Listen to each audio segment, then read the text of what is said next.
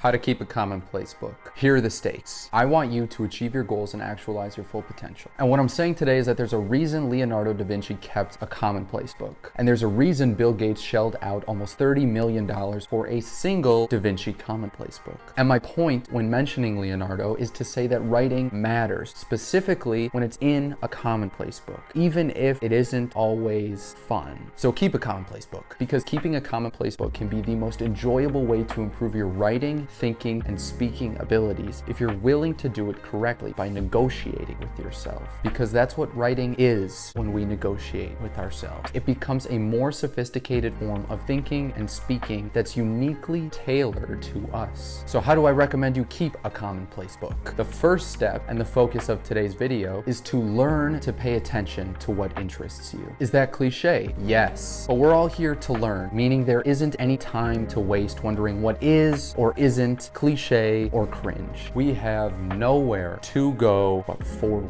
So how to create and keep a commonplace book not only starts with learning to pay attention to what interests you, but also learning to track the places that your mind tends to wander. But here's my point. Ideas you're well-intentionally interested in are likely worth remembering, which is to say documenting, which is to say writing down. But maybe now you're thinking, but Sam, writing is so boring. And here's what I'll say in response. Yes. And what I'll also say is this. There's a reason why the greatest thinkers throughout human history could write well, and this brings me back to Da Vinci. The smartest minds organize their ideas in one way or another, which is to say that they separate the better ideas from the lesser ideas, which is to say that they get the better ideas out of their heads, which is to say that they use the written word to give form to their ideas. And when we frame it like that, we're framing the subject of writing differently than the way we were conditioned to think about it throughout elementary school, throughout middle school, throughout high school. It becomes something other than an impersonal and standardized way of being graded. And when I say that, I'm talking about that infamous nightmare of an assignment. 5-paragraph essays in response to prompts we did not get to pick, but were rather assigned.